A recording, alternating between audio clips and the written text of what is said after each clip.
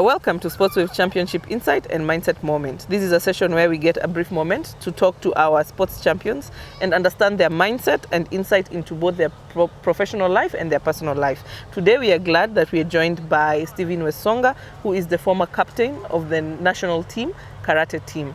Welcome to the segment, Stephen. Thank you. I'm glad. So today we're basically discussing about your experience as a captain, and maybe you can start by telling us more about yourself and how long you've been in sports. Thank you for this opportunity. I'm called Stephen Wesonga Mapale. I was born, I just realized I'm called Stephen Mapale, so I go by that name. I'm a karateka. I work with Kenya Prisons. I'm the captain of Prisons Karate team. I'm a former captain, national team. I've been captain consecutively 2 terms. Currently, I'm the national champ under 75 kg, and I love karate. Is what I do, and that is my profession.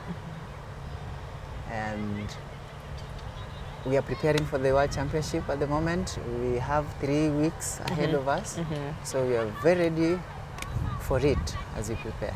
Right. Thank you.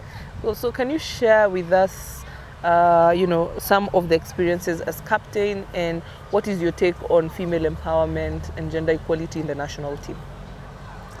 Yeah, first I'll appreciate and I say kudos to the organizers who are organizing this event of Power Girl initiative. It's a big thing that will bring ladies to the sport. Previously, karate was actually a male-dominated event. But with this kind of initiative and plans, I've seen the number of ladies in our national team has gone up as compared to the previous years. So through this initiative, I say kudos. It's going to bring more ladies in this field of martial art. Yeah. So what inspired you to start karate, basically? Basically, I grew up in a village called Siahuasi in Budalangi, Busia County, Port Victoria. And, you know, by then, violence was like out of the day. Because I remember what triggered me most is my uncle who got abducted on the road by unknown people. So because he had the knowledge of martial art a bit, they used that advantage to finish him up. So it was unfortunate that he died on the process. So through that, I realized I need martial art for my self-defense. I need martial art to keep me fit. And then in the process, I realized also martial art, you cannot do it just for self-defense. It's also a sport. And to add on it is also that keeps you healthy, both mentally, physically. So through martial art, when I do it, I find more pleasure because physically I'm fit, mentally I also grow, and discipline-wise, it also helped me on my being a prison officer, a police. It also gives me that discipline on my line of duty. All right, that's great. So, parting shot. Yes. What advice would you give to aspiring karatekas or people who are actually really wanting to get into the national team? What advice would you give them today?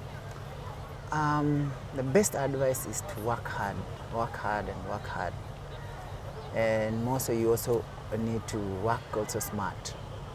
Because I appreciate of late, the government is actually embracing karate as a discipline, and it is sponsoring it to the international events.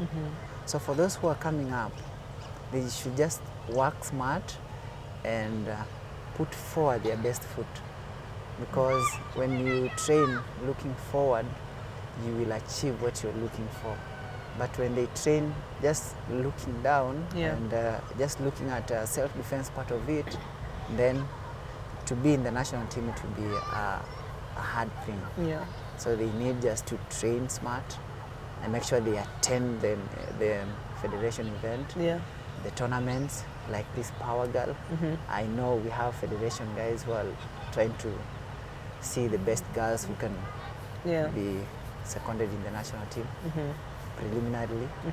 So such kind of events, if you're doing karate outside there, when you hear there is an event, come on board, show your skills, be corrected through there. Maybe you find some good coaches who will advise you also on what you're doing.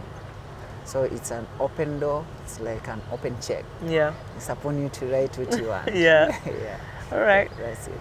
So thank you so much for joining us today. So parting shots, you heard from Stephen. He says the key is hard work and dedication to show up for sports and sporting events, because you never know who is watching, and believe in yourself as well. So thank you so much, Stephen. We look forward to doing a whole story about you one day. I'm so glad to be in Sportswave. Thank you. Thank you.